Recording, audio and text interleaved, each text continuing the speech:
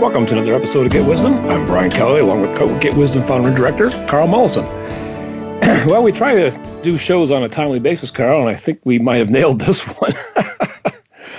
Today's show is Creator's Perspective on Democracy versus Socialism. So this should be a very, very interesting show, to say the least, Carl. Well, I think so. It's a key issue right now for the United States of America, as has been the case in other countries. And it's still an evolving story. One of the things I want to emphasize that I alluded to in the kind of description of this program is that God is not dead. God didn't stop talking to humans back 2,000 years ago when the biblical accounts were put together.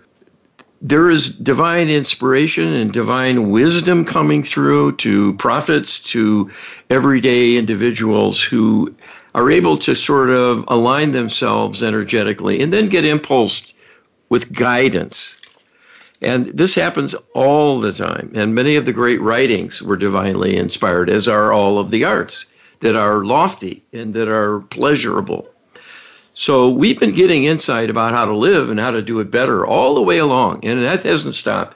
So we're going to talk today about some wisdom that was given to a fellow back in the 1800s. Yes, early 1800s, in fact. Yeah.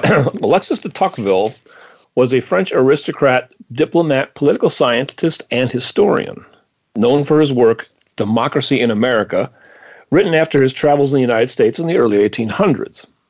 Wikipedia says of Tocqueville was a classical liberal who advocated parliamentary government and was skeptical of the extremes of democracy. With the current unrest and depolarization in the United States, American democracy is facing its severest test since the Civil War. Can Creator share the divine perspective on Tocqueville, his work, and the extent to which it embodies divine truth and is a product of divine inspiration? All right, and from my channeling with Creator, asking that question, this is what Creator said. This was divinely inspired. And that is the reason it was revered as true wisdom and has been on many a shelf of the learned for all these intervening years. This indeed is a treatise on human freedom, which is a divine birthright after all, and not only highly prized, but fought over again and again and again in many ways, on many levels of society, as a contrast between the light and the darkness. Even though there seems to be prosaic reasons for such conflict and seeming justifications, this is never truly the case from a moral perspective. Much traces back to how people govern themselves, not only at a personal level with thoughts, beliefs, emotions, and actions they take, but communities of souls coming together to address issues of common concern where there needs to be a broad organization of human effort brought to bear to solve a problem, face a threat, and so forth, that has given the impetus to deal with the difficulties of life in ways that minimize conflict. Tocqueville was an advanced thinker because he was truly a light worker.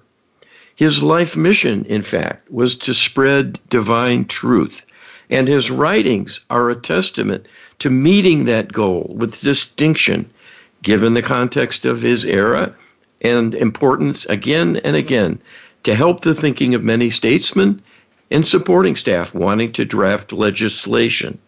And that's absolutely true. Tocqueville is still widely referenced today and is talked about in all kinds of intellectual circles. You know, he's not known on a large scale to the ordinary person, but within certain circles, he is a towering figure. We're bringing up Tocqueville because the rest of the questions for today's show are really asking Creator about things that Tocqueville has actually said. So we're getting some divine perspective on things that many people believe is truly wisdom in terms of Tocqueville's observations of democracy in America.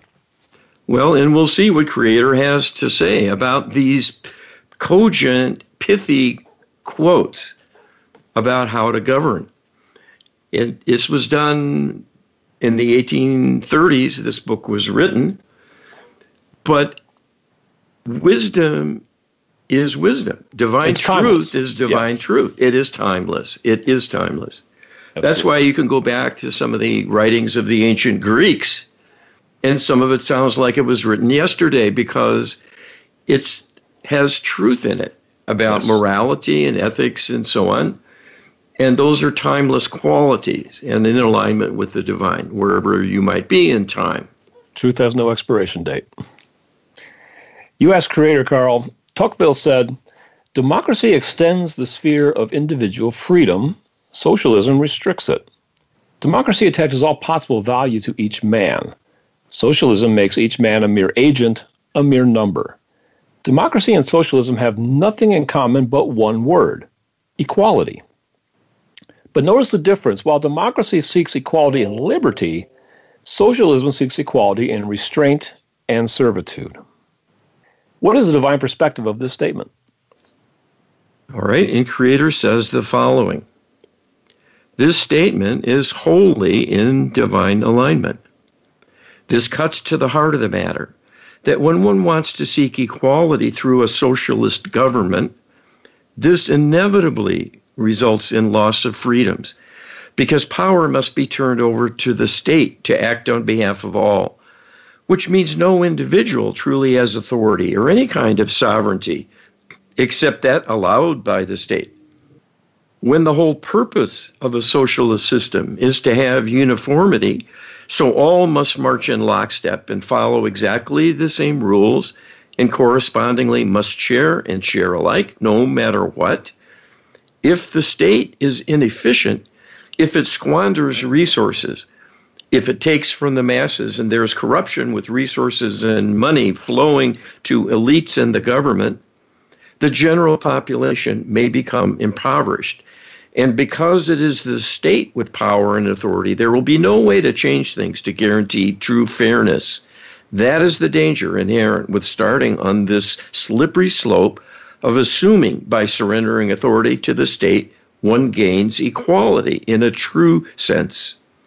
What will happen? And this has borne out time and time again. All will be equal in their lack of power and control of their own lives. All will suffer equally. That is not progress. That is walking into the mouth of the lion who wishes to eat you. The hidden motivation for such schemes is indeed power and control. Not truly wanting to help the masses of people with a spirit of loving kindness and genuine concern for inequalities in wanting to raise everyone up. In a divine world run by divine humans, unfettered, uncorrupted, and unbridled by overseers from the darkness, that is the world you would have, and there would be no opposition. That is truly not possible under current conditions, when people are manipulated to be complacent, to be ignorant, and to be easily manipulated to surrender their autonomy to a central government. In essence, it is a march to the scaffold. You might not be beheaded, but will certainly suffer worse than what you are experiencing now in the ongoing death of 1,000 cuts, where little by little you are hemmed in, constrained, corrupted, and brutalized in myriad ways, deliberately and surreptitiously, and even seemingly by natural disasters of all kinds, which are actually orchestrated to happen, to worsen things. This is not a direction you want to go. That's pretty emphatic. Well, it's pretty dark. That's for sure. Yeah, it's a little uncomfortable that Creator seems to have a fondness for using the reference of the gallows or the scaffold. You know. Well, you can die quick and you can die slow, and neither one of them is very much fun. No. And this addresses, I think, in a basic way at least, and it's obviously in the abstract, we're not giving case examples, but socialism has failed all around the world where it has come into vogue and become the order of the day. Whatever nation you point to, it hasn't worked. The end result has been poverty. Yes. Yes, and even in countries where they say it works, like northern Scandinavia, the reality there is that that's really not pure socialism. That's more of a hybrid, Yes. where the money classes are actually protected. They don't have an income tax or corporate taxes at all over there.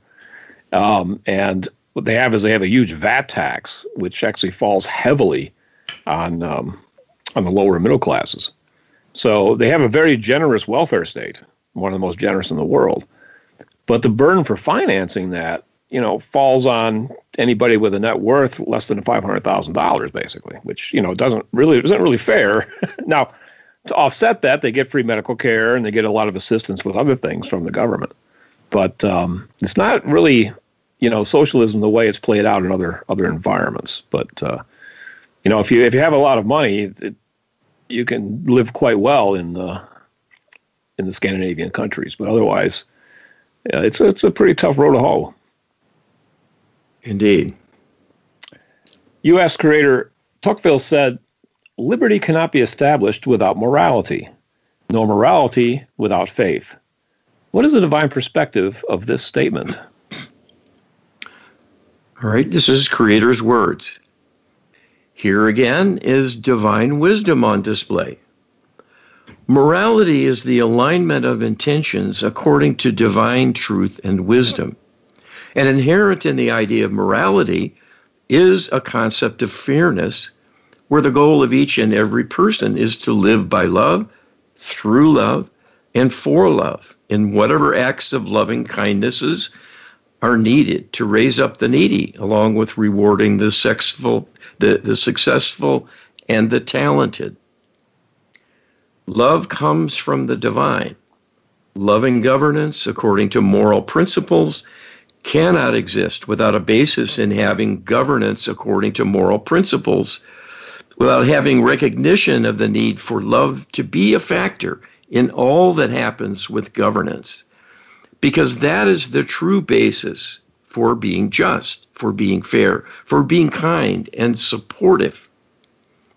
In the absence of love, people will turn to self-serving motivations in a mad scramble to get all they can for themselves, to find a way to have power and control over others as the only practical way to obtain security and, in the end, survival. So these deep truths he describes speak to the need for a love-based system that is the essence of divine energy and the wellspring of morality. One needs faith to be a part of the flow of love from Creator. It is those who have hardened their hearts in denying the truth of the divine who become loveless beings and are widely recognized as selfish, narcissistic, or even to be sociopaths who lack a conscience. All are evidence of the absence of faith and morality, which are extensions of love and cannot be valued or truly understood by the loveless. It's interesting the Creator says here about the need for rewarding the successful and the talented. And that's a really big bone of contention between the right and the left, essentially.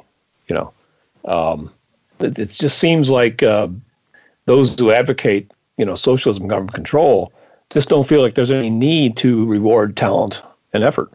That somehow that just flows naturally. And it's a big disconnect. It is. But what it comes down to in the end is a kind of exploitation. Yes. Because the way these things go, there is inevitably corruption that creeps in.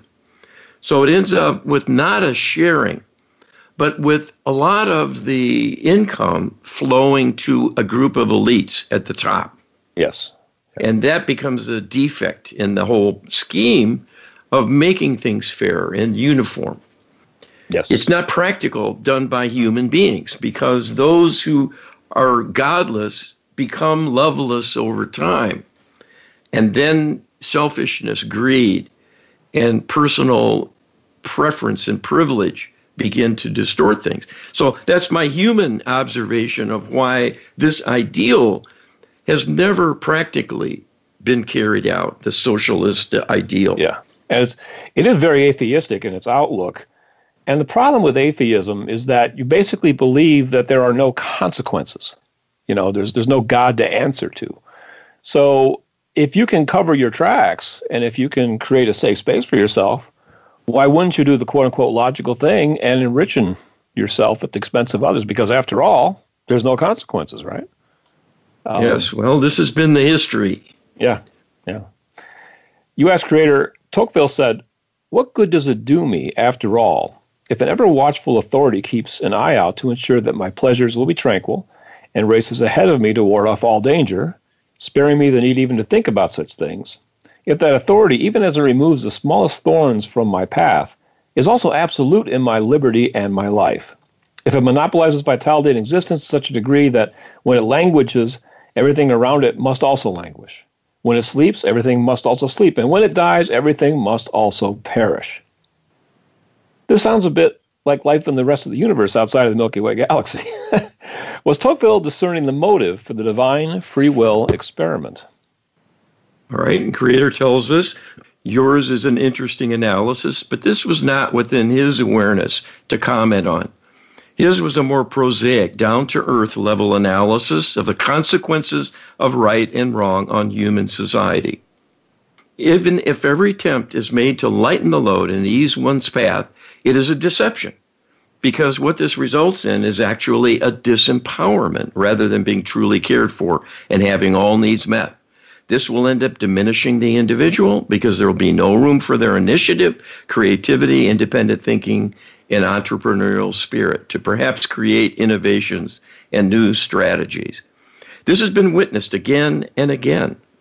When only a few at the top make all the decisions and decide the fate of everyone else, the pool of talent is thereby greatly restricted. And we can tell you that even led by geniuses, those geniuses will be manipulated heavily by the extraterrestrial alliance to greatly restrict what they can think and what they will be willing to do on behalf of the average citizen. Growth and learning exceed expectations when the being is unfettered and not given clear prescribed boundaries, and limited roles with many rules to restrict freedom of movement and thought. In a sense, what one has is the freedom to not think, because everything will be programmed and seen to, so everyone gets their ration. That is not a healthy or joyous way to live when you are capable of so much more through having independence, freedom of movement, and sovereignty as an individual. Yeah, it just seems like this whole approach is one that really is centered in insecurity and even jealousy. The war against the talented and those that are the productive.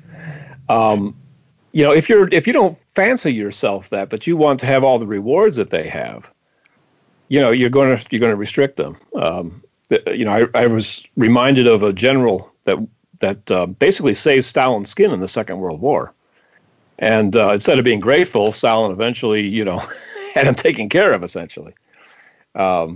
It's quite dark, but as love-based beings, we have to find the strength to face this and then move beyond it, Carl. Well, we'll see. History will tell what happens. Yes, it will, and we'll tell more when we come back with more Get Wisdom right after this. Welcome back to the second segment of this week's Get Wisdom. We are looking at democracy versus socialism because it's a timely topic and one that we ourselves have a tremendous interest in, Carl.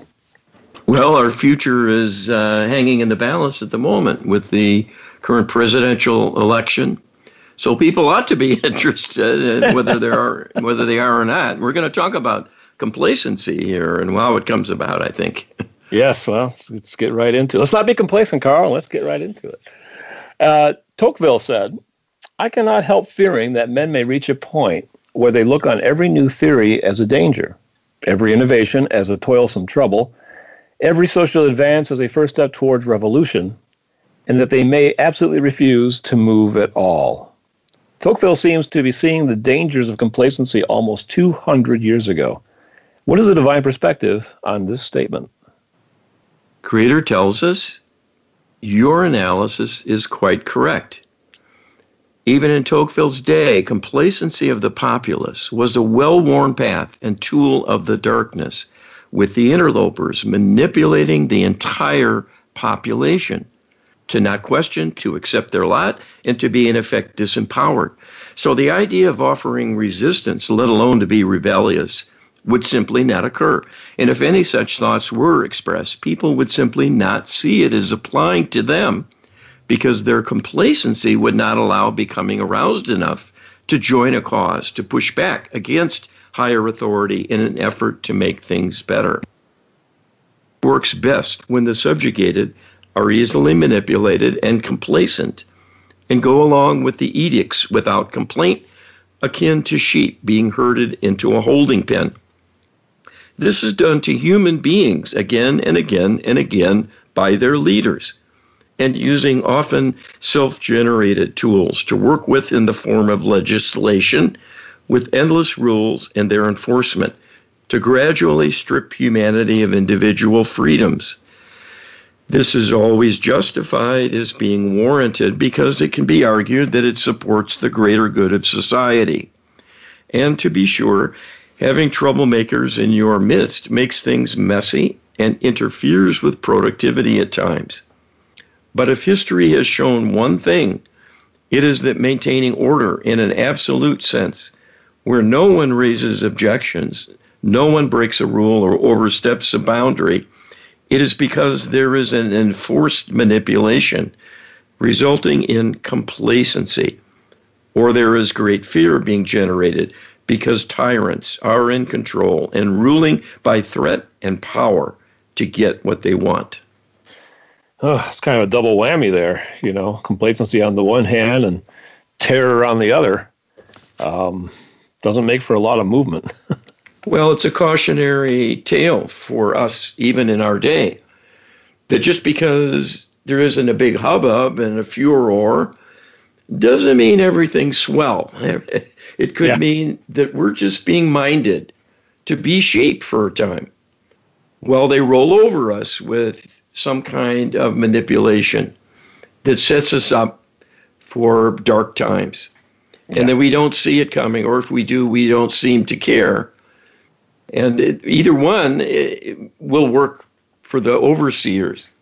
Yeah, because we're not fighting back. Or if you do see it coming and you do care, if you're an island of one, how do you stop this ocean coming at you? It's that creates its own dilemma. Tocqueville said, "It's not an endlessly expanding list of rights. The right to education, the right to health care, the right to food and housing. That's not freedom. That's dependency. Those aren't rights. Those are the rations of slavery, hay in a barn for human cattle." This comment by Tocqueville on the expanding list of rights sounds a lot like today's political talking points. Can Creator comment? All right, and Creator tells us, "Here again is much divine wisdom on display. These are deep truths," he speaks of, because again, when rights become automatic handouts, given in exchange for little or nothing from the recipient, the end result is a disempowerment. When nothing must be earned, there is a decline in the need for action. When useful work, striving for excellence, and employing initiative and creativity to excel are the engines of human progress, to have the major engine of society revert to offering handouts of rights, privileges, goods, and services from a central authority leaves no room for individuality of expression, lifestyle, or skill-building growth and ingenuity. What good are rights if they are automatic dispensations given unilaterally from a powerful authority who governs everything about your life, when the individual is not free to express their own soul's yearnings, perhaps in novel ways and with the possibility perhaps of reward from others for offering something new independently because they can? That is the essence of the capitalist ideal. It is seen as unfair by some that the race goes to the swift, but those who strive for more, to do better, to reach a state of excellence will indirectly raise up others by raising standards, showing new possibilities for accomplishing things in new ways and to a greater extent than ever before. All will benefit in the end from improved functioning of society. The possibility of reward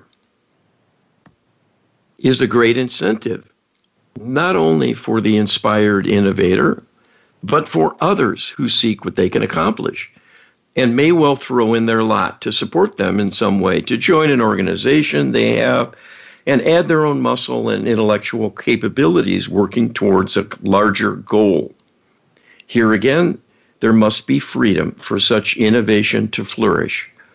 When everything is already predefined and doled out, but at a minimalist level of possible attainment, it may be seen as fair. But there is no fairness in mediocre uniformity when the divine human is capable of so much more when unfettered and set free. So, yeah, it's a trade-off and not a good one. The ability to be innovative and to reach for new heights is a freedom that all of us want. That we talking back to an earlier question.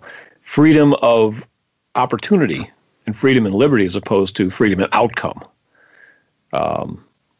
We're not equal, Carl. We have different talents, we have different abilities, we have different IQs, we have different aptitudes. And, one person can be a genius auto mechanic, another person can be a genius guitarist. And the two can't replicate what each other is doing, So there are the exceptional in this world. And, but if we treat everybody the same, they're not going to have any pathway to go down. Well, this is the deception, I think, in wanting to help others.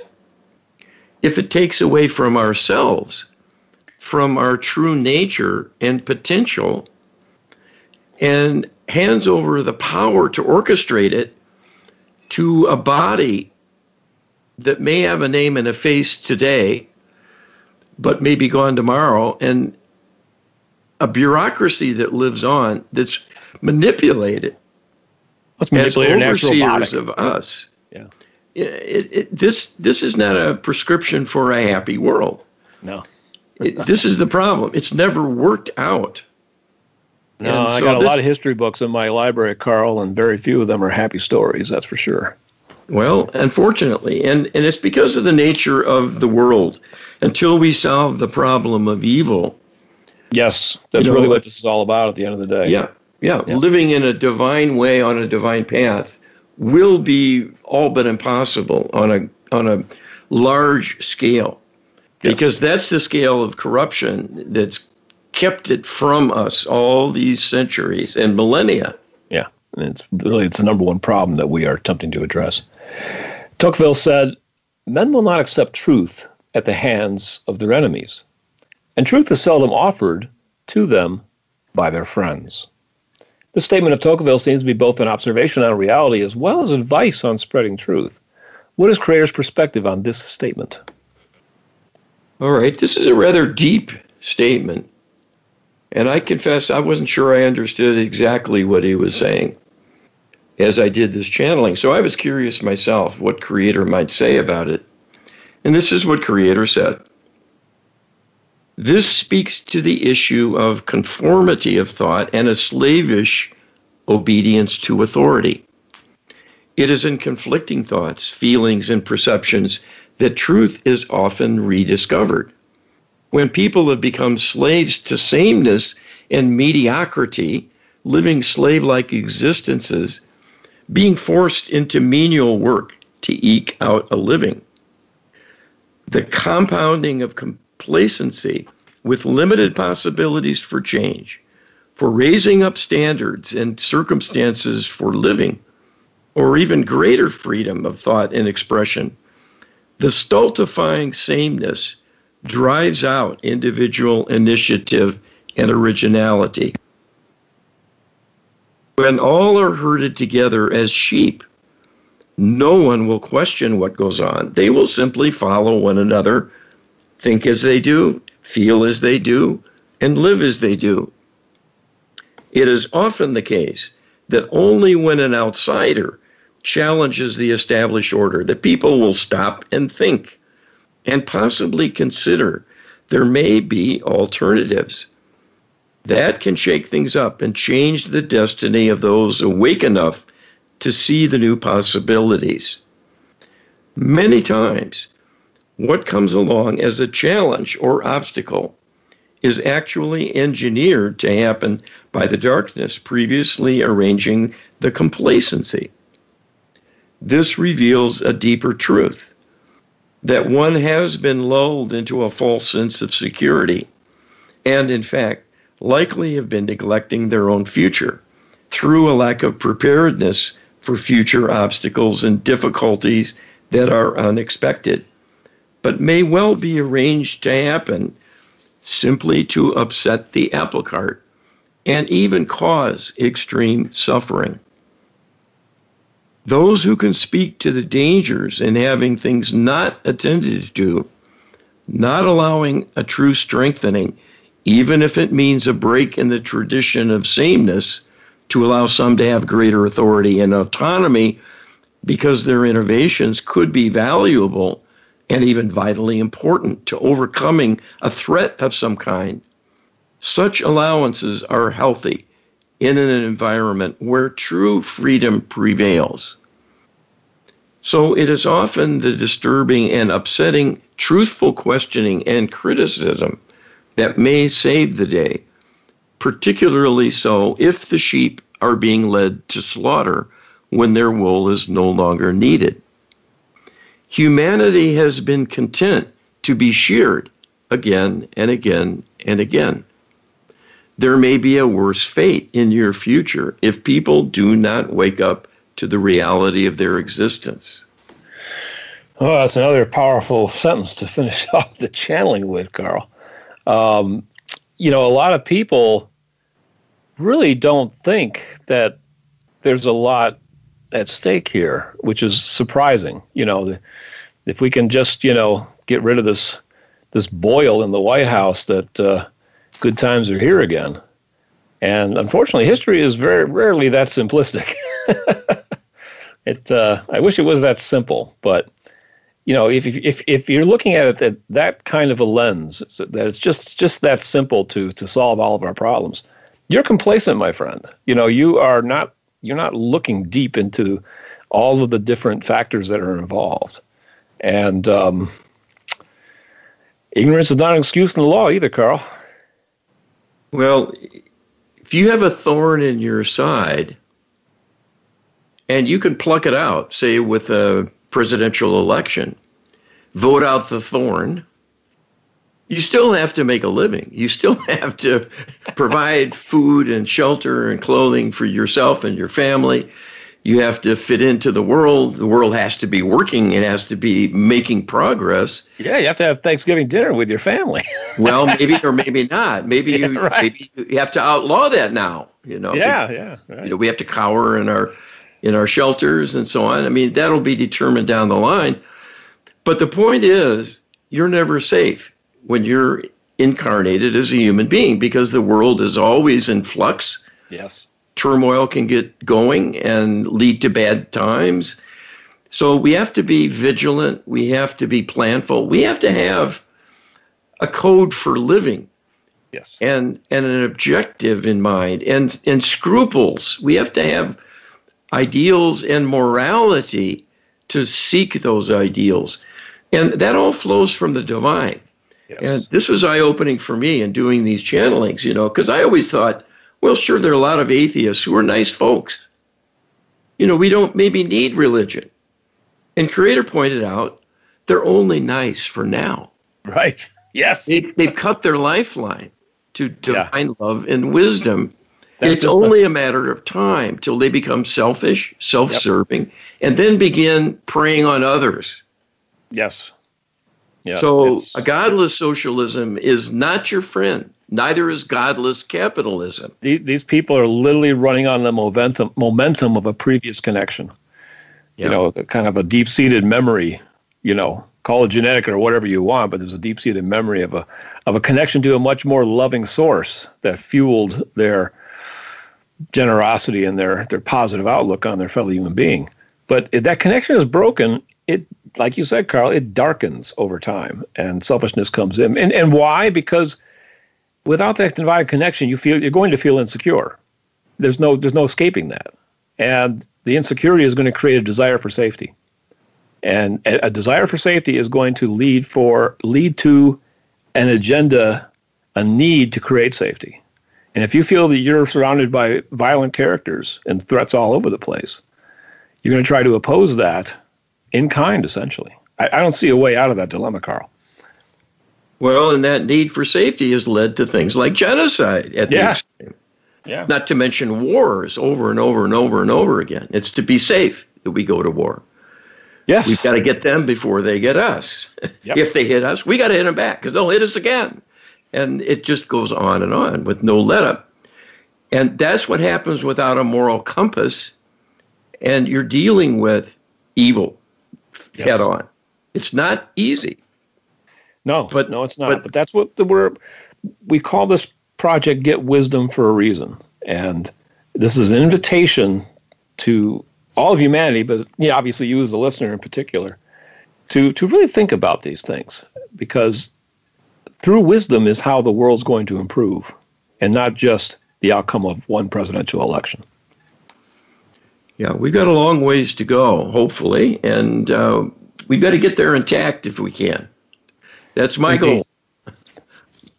I want to end up with my morality intact. Yes. And my faith intact and in partnership with the divine. I think that's going to serve me well. And I think everyone would be served well by having that outlook and doing what they can to put something good into the world and be mindful of the needs of others, but of the self as well. Yes. And strike a balance. That's all God wants of us. Yes. Strike a balance. Exactly. My own outlook is that I've chosen my own compass. I've chosen my own value system that I'm going to hold dear no matter what happens outside around me. I simply can't look outside of myself to things that are happening in the human sphere for guidance. I have to look for inwardly for divine guidance and settle upon an outlook that will protect me no matter what goes on around me. And we can, with light work healing protocol, we can create that level of protection in our lives. I do believe that. We'll be back with more Get Wisdom. Welcome back for this final segment of this week's Get Wisdom. We are talking about the comparison of democracy versus socialism, and particularly the quotes of a particular individual, Tocqueville, Alexis de Tocqueville, an intellectual that lived in wrote a book in 1830 about his travels to the United States, his observations of American democracy. And we thought it'd be a good idea to run some of his observations by Creator for deeper insight. So that's what we're doing, Carl.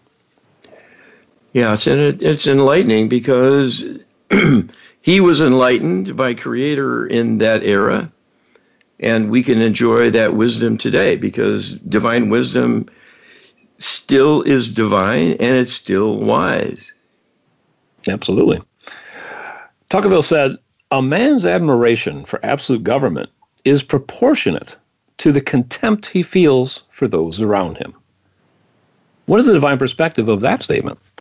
All right, and Creator tells us, here again is divine wisdom on display in proposing the surrendering of individual sovereignty to a governmental body is signing over one's future, one's destiny, and one's ultimate fate to a powerful few who are rarely vetted in a thorough fashion and in any event will be controlled from behind the scenes by the interlopers.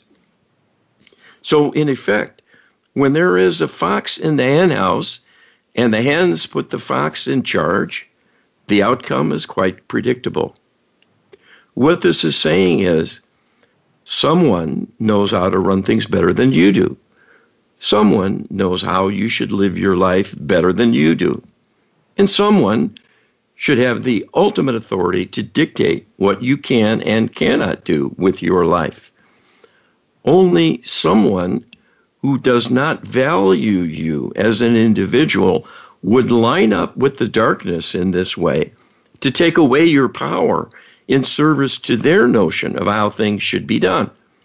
That is the action of a fool who is already manipulated to sign on to the program of subjugation.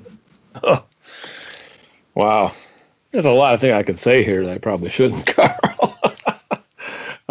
But yeah, this idea that, turning over your freedom to a more powerful, a more wise authority is really rolling the dice, because you really don't know how wise and benevolent that authority is, especially if it's the catch-22, because I don't fancy myself as very smart, so I'm going to hand it over to somebody who is. Well, how do you know that person? How do you know that agency is smart? Because if you're not smart, how do you know they're smart? I don't know. It's a good. Well, that's where the actions of a fool come in here in this description. So, yeah. There's no mincing of words here. It's pretty strong. This is strong medicine. Oh. But it's vitally important, in terms of running things and running our lives and trusting others. We have to be discerning and careful. Yeah. And, when others deride my lack of trust, really in anything, I try, I love what Reagan said so many years ago, trust but verify, I think there's a lot of divine truth in that statement. Might have to throw that by creator sometime. Tocqueville said, "He who does anything because it is the custom makes no choice. He gains no practice either in discerning or in desiring what is best. The mental and moral, like the muscular powers, are improved only by being used. The faculties are called into no exercise by doing a thing merely because others do it, no more than by believing a thing only because others believe it." This seems to be Tocqueville advocating the intentional and focused pursuit of personal wisdom. What is the divine perspective on this statement? Creator says, we agree with your analysis here that this is putting a very keen and discerning focus on individuality being the premier attribute of value, both to the individual and to the society in which they live. To ask for sameness belies the reality of the talent pool represented by a group of divine humans. The demonstrations again and again of human ingenuity to improve the culture are a testament to the flexibility, adaptability, and ingenuity of the human mind. People need to be let loose, not constrained to live a predefined life where everything is dictated and decided on by a group of elite so-called experts, so that only one way exists for things to happen. So this, too, is a prescription for not only sameness, but mediocrity and an overall lack of progress that eventually will lead to an actual regression with a degraded quality of life and a kind of downward spiral with less and less getting accomplished and more sacrifices needing to be made, as when there are too many mouths to feed and not enough resources to keep things going. That is the end result always in stifling individual initiative through a lack of personal sovereignty. What you want to see is a blossoming of new possibilities, with many individuals using their talents as a source of inspiration for others, breaking the mold, coming forth with new thinking about how to do things, to try out new ideas and model them for others, to take the lead, in effect, and break away from tradition and from the pack, striking out on a new path of discovery and bringing others along with them. That will not happen when there are constraints through a tyranny of the majority, in the case of government holding the power and not the individual. When people sign on to the idea of sameness and do not think for themselves and go along with the flow, they will be as lambs to the slaughter, even if it is only the death of the spirit by living a joyless existence. I'm going to go out on a limb here, Carl, and point out this issue with the masks, and there's so many people out there saying, listen to the scientists, listen to the scientists. And I would challenge those people to, instead of just listening to the scientists, why don't you go read the science yourself, And I'm not saying masks are a good or bad thing. I'm not saying that. I'm just advocating learn what's going on. Check out the claims of everybody making a claim, and then balance them out, weigh them, compare and contrast. I don't see a lot of people doing that, Carl. And it's well, this is true about everything. It's a function of complacency, naivete, ignorance, and willing collusion in some cases because of inner corruption. Yeah. But when you only listen to the media, you're listening to the minders. Yes. They're hired to mind us, to herd us like sheep, and they do. That's their role. Yes. And when you say something like, I believe the scientists, you have this notion that somehow that puts you on the same level as somebody who actually does their own research. And that's well, a scary thought. Science is corrupted. Science is minded too. It's led down false pathways all the time. That's a long topic of discussion. Well, that's what you're likely to learn if you take the time to investigate it yourself. You'll figure some of these things out. But if you just listen to the scientists, you'll never figure that out. That's the difference. You ask Creator, democracy is only as noble as the voters. Can Creator share how prayer work and a lightworker healing protocol can heal and elevate the majority to aspire to and vote for solutions that more succinctly benefit all rather than simply the majority?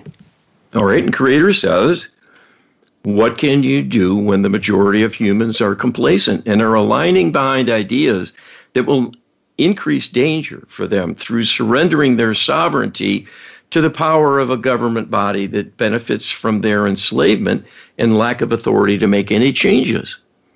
Who will be there to help you when society is divided into warring factions that not only compete with one another, but when one group has the upper hand, the other refuses to cooperate and support its decisions and policies, resulting in a gridlock of inaction, inefficiency, and a degraded quality of life in the meantime?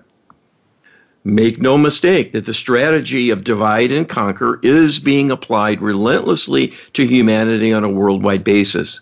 The extremes of conduct and the many backlashes resulting from a clash of wills create the illusion of freedom, but it is an illusion.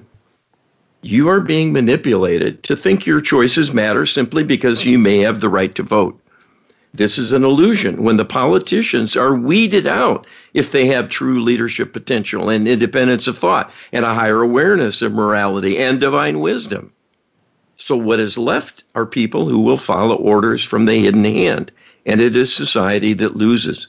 The elites at the top will continue to be rewarded through a system promoted as being fair for all, when in reality it is limiting all but the elite leadership.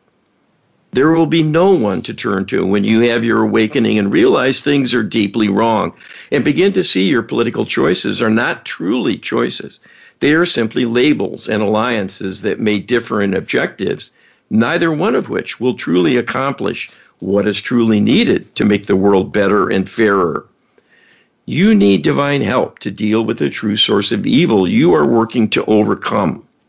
Make no mistake, that is your charter, to solve the problem of evil once and for all of time, but for fine-tuning.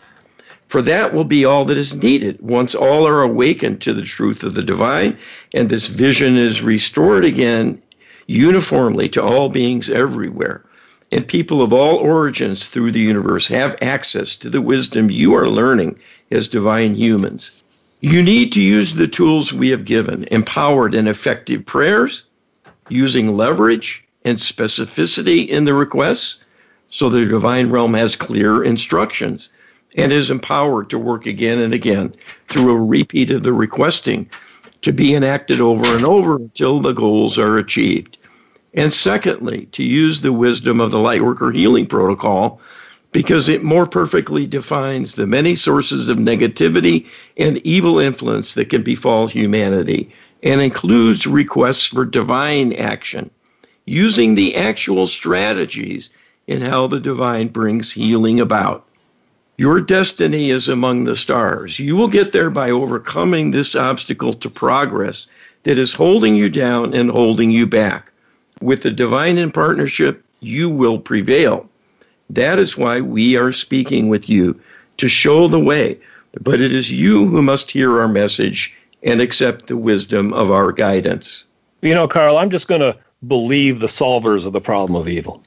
No, you have to be the solver of the problem of evil. You have to join us in partnership to help us solve the problem of evil. You can't sit back and say, you know what, I'm just going to give you my vote. I vote for Carl and Brian. That ain't going to work. It's not worked so far. Government hasn't done the job. Government can't do the job. We all have to do it together. The power is with the people and with the divine in partnership. Check out the Light Working Protocol, getwisdom.com/LHP. That's getwisdom.com/LHP. We're out of time, Carl. We'll see you next week, everybody. Thanks. Be well.